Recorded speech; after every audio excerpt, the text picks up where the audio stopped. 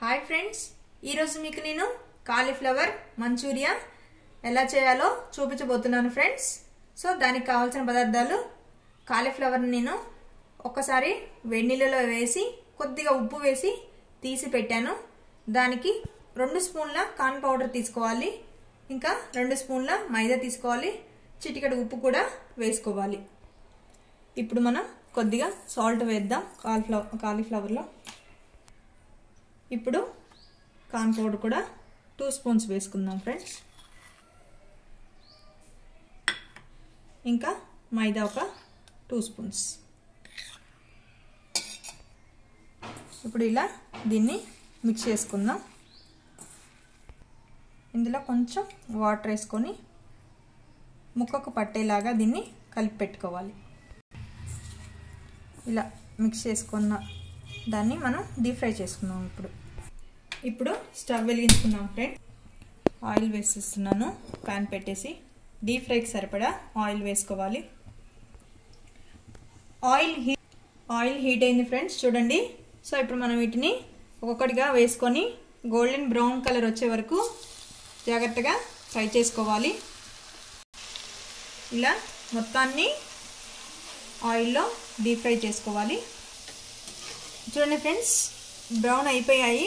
So ఇంతకంటే ఎక్కువ మనం బ్రౌన్ కలర్ చేయొద్దు వీటిని, ఎందుకంటే మళ్ళీ మనం టాస్ చేస్తాం కదా మళ్ళీ ఆయిల్ వేసి. ఇప్పుడు మరొక ప్యాన్ పెట్టుకుందాం. సో స్టవ్ వెలిగించి మరొక ప్యాన్ పెట్టేసాను ఫ్రెండ్స్. కొద్దిగా ఆయిల్ వేసుకుందాం. ఆయిల్ హీట్ అయింది ఫ్రెండ్స్. దీంట్లో కొన్ని అల్లం ముక్కలు, కొద్దిగా కరివేపాకు, కొన్ని పచ్చిమిర్చి ముక్కలు, ఇంకా కొన్ని ఉల్లిపాయ ముక్కలు వేస్తున్నాను. కొంచెం గోల్డెన్ బ్రౌన్ వచ్చే వరకు దీన్ని కలుపుకోవాలి.